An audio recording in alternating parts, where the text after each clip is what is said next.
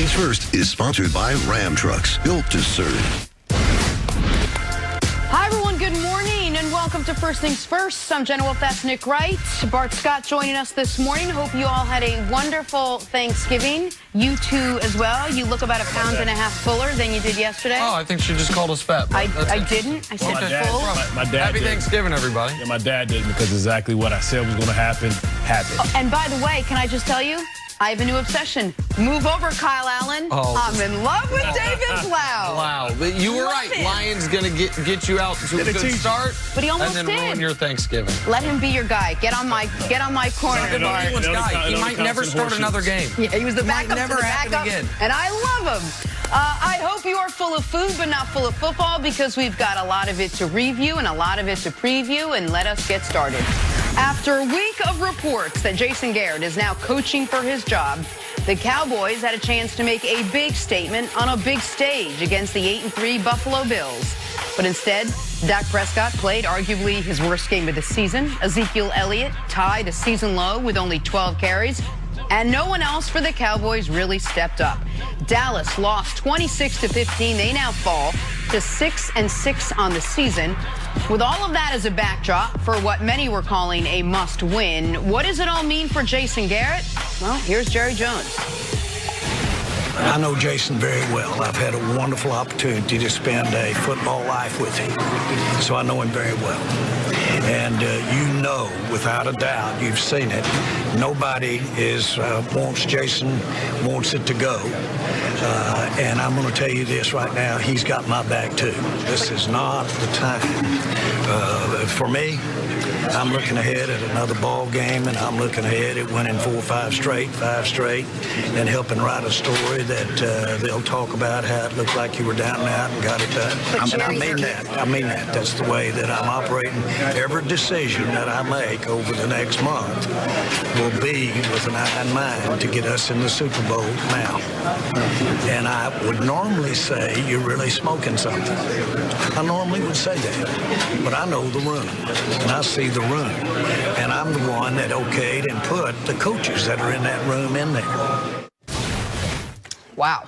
All right. Well, listen, Nick, you have to wonder, we're all... No, not too early in the morning, Bart. Did you ask him if he was smoking anything? Yeah, because Jerry Jones must be drinking something. Because now he looks subdued, right? He was a guy that was talking all this stuff early in the week. He created the distraction. Now he wants to comment. You know how, like, you ever get mad at your kids and then they do something afterwards, just like, whatever. I already played that card. Right. I already played the you're grounded for a month card. He looked defeated. He looked defeated. And Jason Garrett is inept.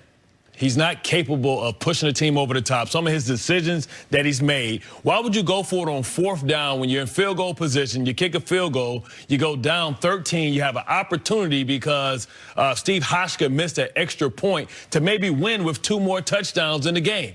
Like, why are you going for it on the 20 for 4th down? Even if you get it, what does that mean? You still got 80 yards to go. It certainly had the feel like Jason Garrett was coaching either a little more aggressively or maybe outside of the realm of what you would normally or see. Stupidly. Going forward on 4th and 1. Going forward on 4th and 1, way back when normally no one would. I just wonder if all of this, all the coaching, the turmoil, all this discourse, maybe distracted the Cowboys and cost them the game yesterday. That's not why they lost. They lost because this is who they are. The Buffalo Bills got a winning record.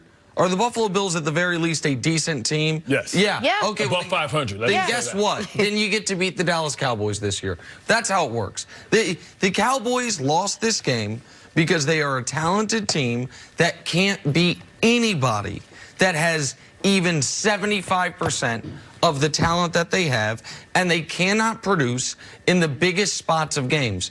Bart, at one point last night, or yesterday afternoon, they had 31 first downs, over 400 yards of offense, and 7 points. That should not be possible unless you have a half-dozen turnovers. Now, I know Dak had 2 brutal turnovers, but even despite that, you should have produced enough offense to be in the game late. They abandoned Zeke. I do wonder if the pass-heavy game plan even early was part of Kellen Moore trying to shine up that resume like you talked about. Offensive coordinators in 2019 don't get new offensive coordinator jobs by having a great running game. They do it by having a wide-open passing attack. So I don't think that helped them. But if Jason Garrett had gotten a contract extension 3 days ago, they lose to the Buffalo Bills. And he's not going to get fired today, and so any injection of energy, injection of something is not going to happen for this team this season. Jerry made that clear yesterday. This is an underachieving, disappointing team that, by the way, was being carried along against worse opponents by their quarterback, who the last few weeks has not played well either. You said this was his worst game of the year. If it wasn't this, it was certainly last week in New England. Back-to-back winnable games. This one they should have won as a touchdown favorite, where they were, after being up 7-0, not competitive for the next 2.5 hours. And what you just described is a front-running team, right? When everything's going right, they're high-fiving each other, they're looking excellent. But as soon as they run into a little bit of adversity, they start to fold, they start to tighten up. And you saw that on some of Dak's passes, right? He tightened up when it was time to make the big plays. You know, on the other side, you look at Josh Allen, he came up big, using plays with his legs, making winning plays. You talk about the 4th and 1, having a wherewithal to pick the ball up and not even understand that once the quarterback drops the ball, he's live. They're just sitting there watching him, and then when he muscles up on him and goes all Gronkowski on him, they have no answer for it. It was the single biggest play of the game. Yes, absolutely. The next play, they end up scoring a touchdown. That fumbled snap. On the Bill special? Was that the Bill special? Whatever you want to call it. But that fumbled snap on 4th down is always results in turnover on downs. Right. Because it doesn't matter who recovers the fumble. You're not picking up the yardage. He picked it up and stepped over 2 people and then slammed the other dude. That was the game in a microcosm. I'm bigger than you. I'm more physical than you. I'm more tougher than you mentally. Look at that. Get off me, little boy. And then the next play was the other part of the microcosm of the game. We also somehow have a schematic advantage. Yep. We're gonna make you look foolish with a trick play after essentially Josh Allen. I mean, that's like a quarterback getting an interception, not having an interception. That should have been Cowboys ball. You got an extra possession. You score a touchdown on the next play. And here's the part for Dallas, Jenna, that is, to me, you called them front runners. I think that's a perfect description. They got up 7-0. Once Buffalo tied the football game, here is how the Cowboys' possessions ended. Once it was 7-7, a Dak pick, a Dak fumble, a missed field goal after you don't take a shot to the end zone at the end of the half, another missed field goal, and then the other 4th down they went for that you're talking about when Dak skips the ball to Zeke. As soon as Buffalo was like, oh no, we are here for a fight. We're not going to roll over. We're not the Giants. We're not Washington. The Cowboys could not finish drives, and they abandoned Zeke, to me, way too early. I mean, he didn't get a carry. I'm sorry, not to cut you off. He didn't get a carry, after 9 minutes and 40 seconds in the 3rd quarter. He came out running the ball, 12 for 71. Right, but then, really the gamesmanship within the gamesmanship was early on when you talk about that halftime when McDermott took the timeout and he showed the cover 0 blitz to see how they would respond to it. So now go back to the 4th down against Zeke. They anticipated the all-out blitz, but he knew how the Dallas Cowboys were going to respond to it. What do? They drop back in the zone, and Zeke, even if he catches the ball, has 3 defenders right there. So once again, it goes to situational football. It goes back to coaching, which tells you that Jason Garrett is not a great football coach. Look, if you say this is back-to-back poor outings from Dak Prescott, at least you could look at last week and say they're on the road, they're in a terrible, weather was awful, they're playing against the Patriots, all of it. You're at home on Thanksgiving. The weather is perfect because you're indoors. You're playing in front of a national audience. Everything was set up for you to succeed, especially the kind of season that Dak Prescott was having. And now you say, well, if you're not going to fire Jason Garrett, what's going to change? What kind of infusion of energy are you now going to get to push yourself to the end of the season? Remember what he said. He said, hey, every decision I make for the next 4 games is made with winning in mind. What decisions can you make? What are you going to do? Go get Dez Bryant off the scrap heap?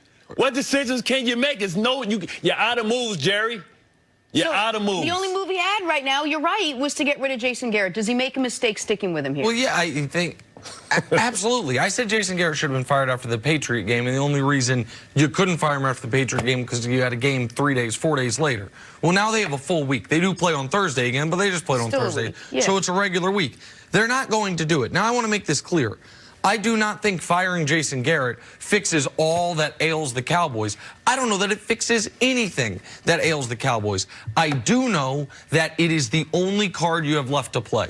Because to your point, there's no players available. I mean, I suppose they could try to sign Antonio Brown, but that's not going to fix what ails this team. Situationally, this team stinks. As far as schematically, this team does not go into games with an advantage. They are underachieving, and Dak Prescott, over the course of the season, the numbers look good. Against New Orleans, 0 touchdowns, a pick, and a 73 rating. Against Green Bay, 2 touchdowns, 3 picks, and an 84 rating, and he was worse than that because he got a bunch of garbage yards at the end of the game when they were down 31-3. Against the Jets, no touchdowns and an 89 rating. Against New England, 0 touchdowns, 1 pick, and a 64 rating. And against Buffalo, as many touchdowns as turnovers, and could have had a third turnover late. Yeah. They just recovered it on 4th down. The only game where the Cowboys have lost, where Dak has played well all year, was the Vikings game. And what did... Now we go back to coaching. Yeah. What did they do in the Vikings game? They went away from Dak Prescott in the most critical moments of the game. They fed Zeke, they fed Zeke, they fed Zeke instead of letting Dak try to win them that football game. This was a game where they could have fed Zeke. Instead, they tried to put it on Dak's shoulders, and they lose a game. The Bills are a good team-ish. They've beaten a bunch of bad teams, but they're very well coached. They are very tough-nosed. Situationally, they are buttoned up, and the Cowboys are none of those things right now. We call that Bortles ball. Yeah, well, yesterday, Josh Allen way outplayed Dak Prescott, running the ball and throwing the ball. We'll get him $100 million. Well, the Buffalo Bills now 9-3. We'll talk about what it means for them, this win, coming up a little later. On the other side, though, can Lamar Jackson dominate the 49ers' stout defense? Game preview next on FS1. You can always check us out on the Fox Sports channel on SiriusXM. We'll be right back. I actually don't know.